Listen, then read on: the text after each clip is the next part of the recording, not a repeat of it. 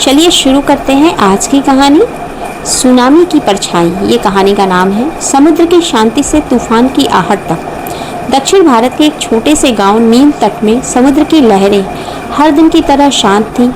बच्चे बालू में खेलते और मछुआरे अपनी नाव लेकर जाते।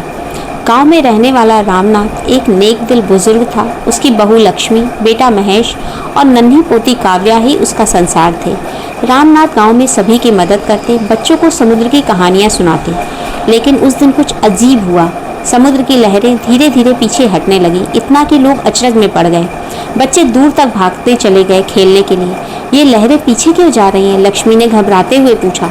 रामनाथ की आंखों में डर छलक आया। उसने बहुत साल पहले सुनामी जो आई थी उसके बारे में पढ़ा था। लक्ष्मी, तुरंत सबको पहाड़ी पर ले जाओ। ये समुद्र की खामोशी तूफान का संकेत है। रामनाथ चिल्लाया, लेकिन गांव वाले हंस पड़े।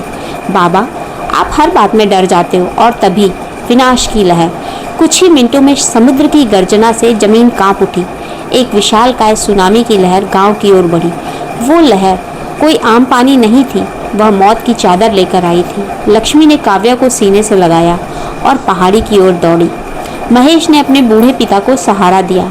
गांव का हर कोना पानी से डूब चुका था। चीखें, रोना, टूटते घर, बिखरते सपने, सब कुछ बस कुछ मिनटों में। सैकड़ों लोग उस लहर में बह गए। रामनाथ की आंखों में आंसू थे। मैंने कहा था, लेकिन कोई माना नहीं।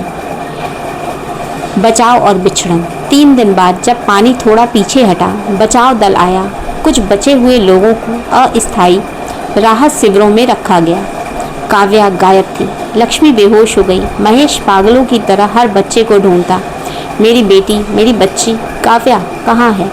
और तभी एक एनजीओ वर्कर ने आकर बताया, एक बच्ची मिली है जो अपना नाम भी ठीक से नहीं बता पा रही, बस रो रही है और कहती है, माँ, पापा, नानू।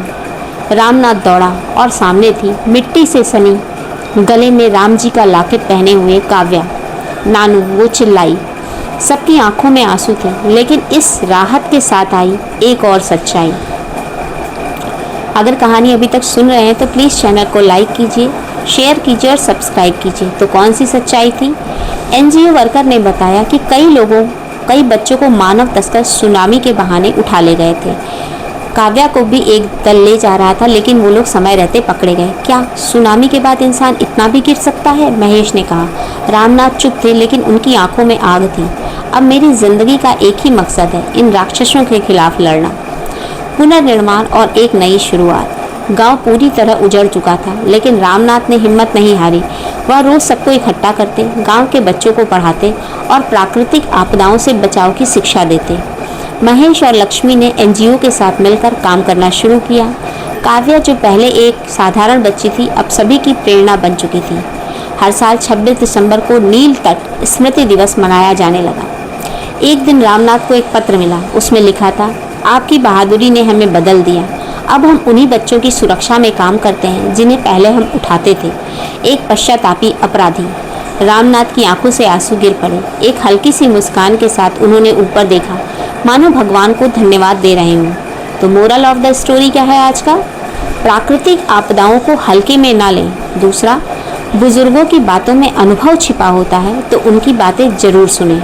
तीसरा, हर संकट में एक अवसर छिपा होता है, पुनर्निर्माण का, परिवर्तन का। चौथा, असली मानवता संकट के समय सामने आती है। पांचवा, एक व्यक्ति का प्रयास भी समाज को बदल सकता है। तो कहानी अगर पसंद आई है तो please like, share and subscribe to my channel. धन्यवाद।